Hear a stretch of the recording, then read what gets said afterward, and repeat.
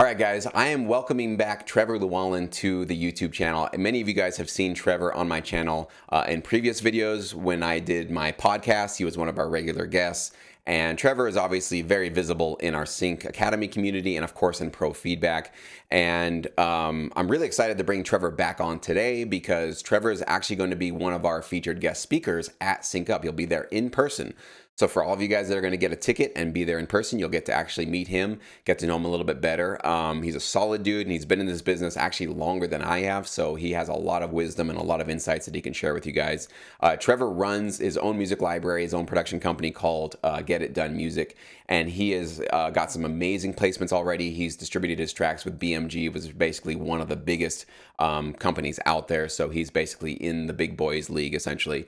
So I am really excited to have him. I also want to let you guys know that as of the recording of this video, which is basically the end of March, we only have 8 in-person tickets left, and I've decided I'm going to cap our Virtual Plus tickets to just 20 more, okay?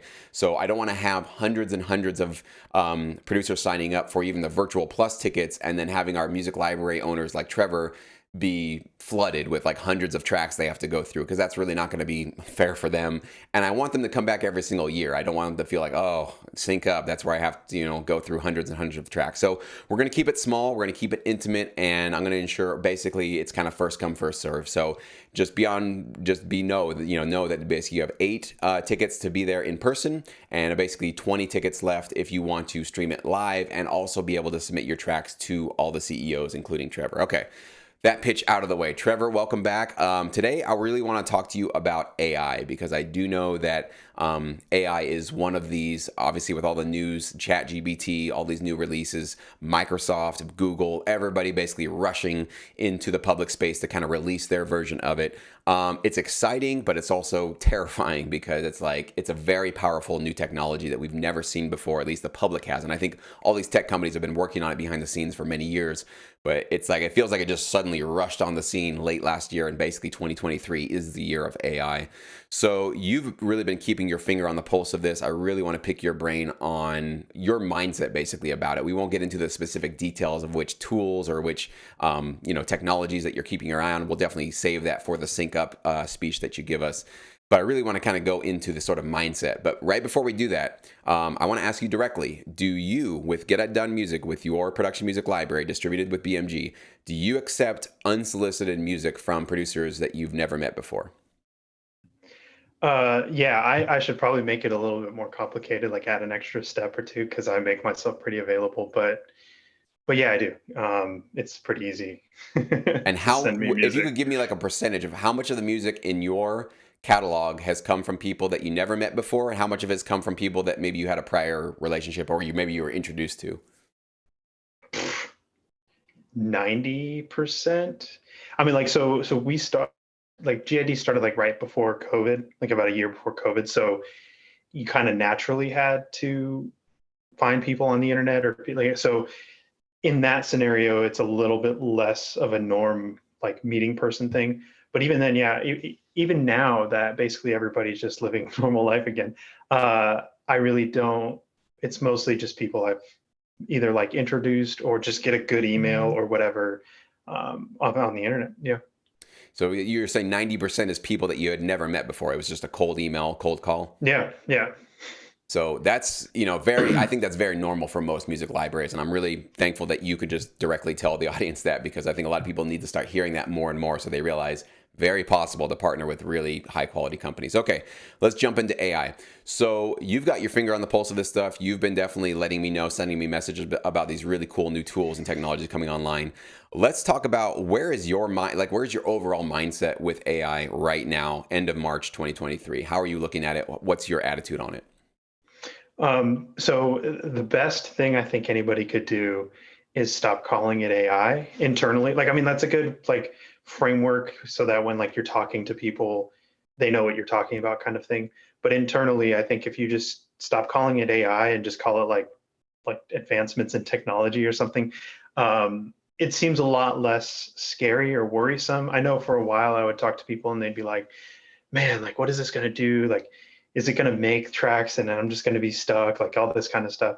And really like if you compare it to some of the first forms of AI in your DAW, a automatic BPM tracking piece of the software, like if you throw like a little loop in there and it can tell you the BPM by analyzing it, like that's essentially the same thing on a smaller scale.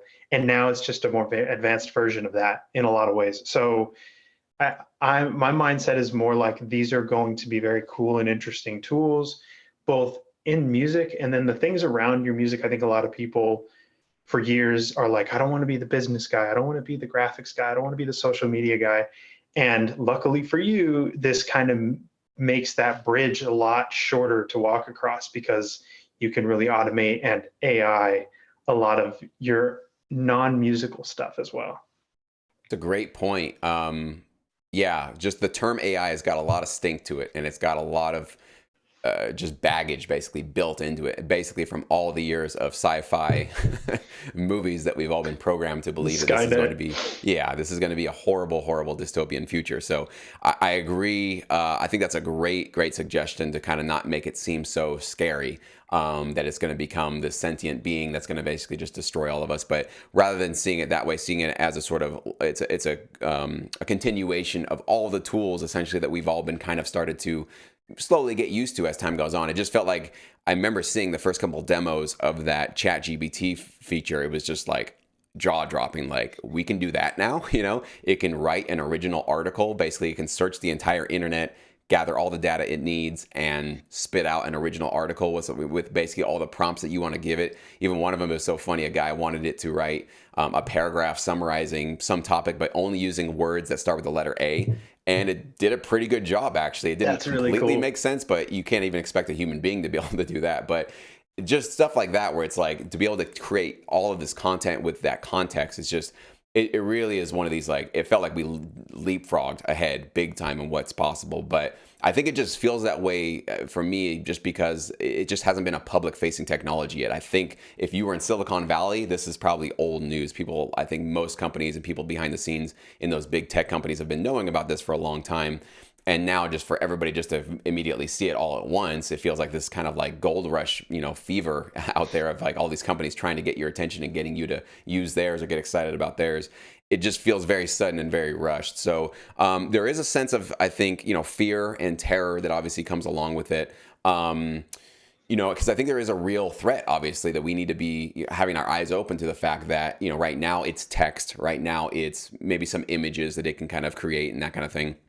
But when music comes online, which there's definitely, you better believe there's stuff behind the scenes that they're working on. And there's been a few companies that have been trying to create sort of AI created, artificially, intelligent and created music.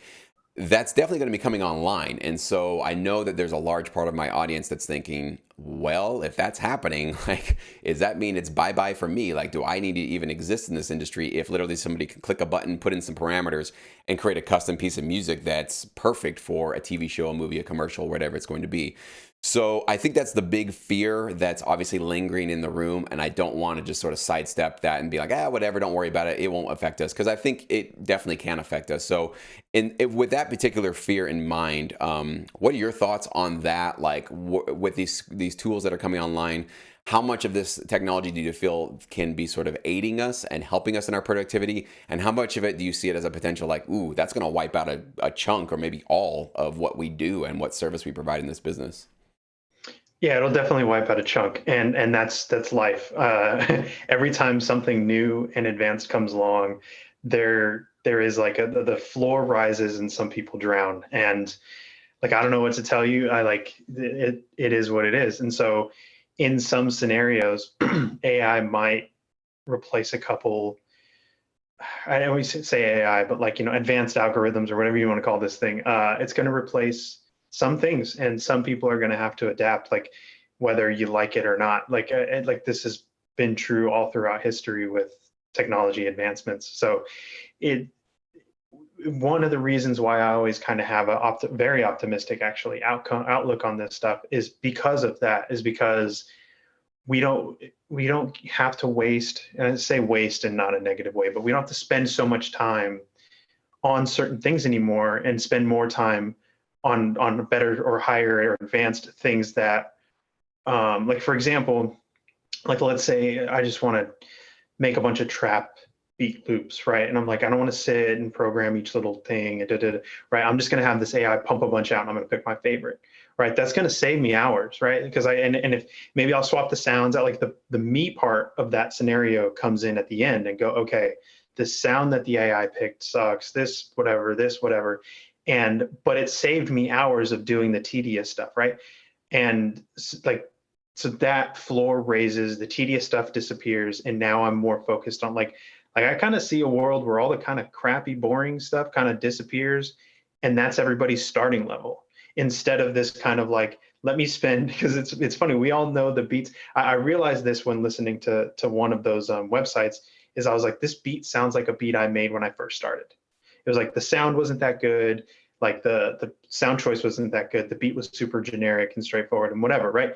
Well, does that mean we all get to skip that step in our journey because we could just do it? We just press a button and our crappy beats that we start off with are there, and then we can build from that now, instead of sitting there like, God, how do I move this, how do I do, right? So I think that if we have that mentality of like, this is a move forward and a move upward, just climb the ladder and make sure you don't drown, so that you're there when you can kind of improve on top of what's happening around you, which is this kind of new technology stuff. I love Which, that you said that because, yeah. as you're describing that, part of my mind saying, yeah, but if you can click a button and just make a beat, then are you really a music producer? Really, do we need you? And then I'm thinking about what a hypocrite I would be to believe that, because like my whole career was based on me using digital music technology, right? And if you talk to a producer from the analog world of like the 80s and 90s, looking at what I'm doing, going like, is that guy really a producer? Because all he's doing is really just dragging things into his DAW. He didn't have to go sample it himself. He didn't have to go blah, blah, blah, hire musicians and get like a live sound. So you can kind of make that argument probably every layer of technology that moves forward. Is like the previous generation can look at the next one and say, well, you're really not doing the work that I had to do. It's almost one of the, it's just kind of like, I guess it's what, bitterness, maybe jealousy. I don't know. Because you're right. Because it's like, I remember, the years of just like trying to get better at making music, trying to get better at mixing and mastering. And now it's like, you got LANDR. You got like literally a website, and they give you a couple of free mastering sessions every month. And I don't know how it's, I'm sure it's getting better and better. Of course, it's probably taking all this data and making you just a better master. And so at some point it's like, do you really need to master your own music and mix your own music if you can literally just go like, hey, that robot will do it way better than I can? And of course, the previous generation will look at that and go like, well, it took me 10 years to become a great mastering engineer. So I don't think you're a legitimate blah, blah, blah, right? And so it is this weird kind of, we're all victims of it, I think, or not victims, but we all sort of like fall into that kind of thinking. At least I do for sure. And I have to constantly just check myself to realize I was that guy to the previous generation. And so a new kid coming up right now, getting these new tools, it'll look like that same thing to me. And I don't want to become that crusty old guy that's just like, you kids, you don't know what you're doing and you don't have any talent, blah, blah, blah, blah. Because you're absolutely right. Because if that's your starting point, who knows where music will go from here? Maybe music will become this, I always feel like I think we've like sort of tapped out a little bit in terms of we've gone in all these directions. But you're right, with these tools, maybe we'll hear some new music and some new stuff that we can't even imagine right now. And when that becomes the sort of norm, it's going to be a really interesting industry to be a part of. So that's really cool, man.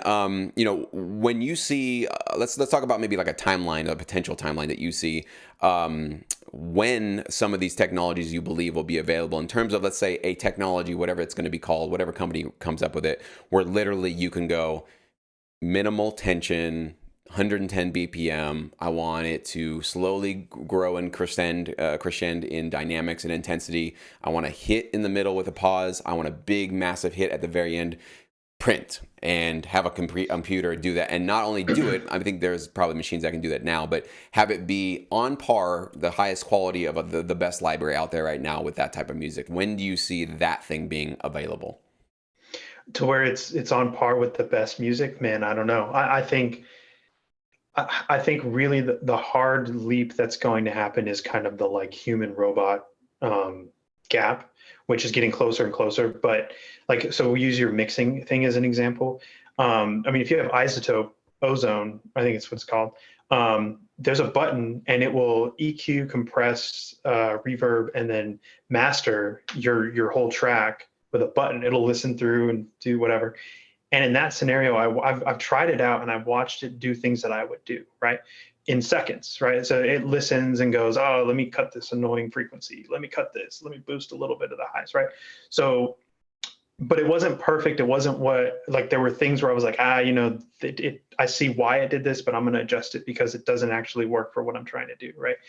And I think there's going to be that ceiling that it's going to hit where it's going to get you almost all the way there. And then you're going to need a human to come in and finish it up. And we're close to that. And then what's going to happen, like, we're close to that, but it's kind of a pain because in order to do good music production stuff, you need to kind of know how to code and then blend ChatGPT in with like Ableton or with this, right? You got to like kind of mad scientist it all together. But gradually that's going to change to suddenly, which is all of a sudden it's all going to be your DAW. And you're going to be like, you're going to wake up one day and it's going to be there. And so when that kind of catalyst happens, that's when I think it'll be tech to a point, human to the rest of the point, and then your song is done. I have a hard time, and maybe I just don't see it. I have a hard time seeing the computer do the computer part and then go, okay, this is what a human would do, and now we don't need the human anymore. Right. Yeah. And it'll be one of those things where like it'll get smarter and smarter as that, feedback comes into it, where basically it'll start to notice, this is what I created. Oh, this is what the human did to my creation. This is how it adjusted it. And it'll start to probably take that data and realize, well, this particular user, right, seems to always want more low end. Okay, we're going to keep that in mind for next time, right? So we're going to build up bigger bass, bigger drums, or in the mixing or mastering, we're going to kind of amp that up. So yes, it's one of these systems that I can see that for sure happening, where it starts off in a sort of just generic, here's what we think you might like.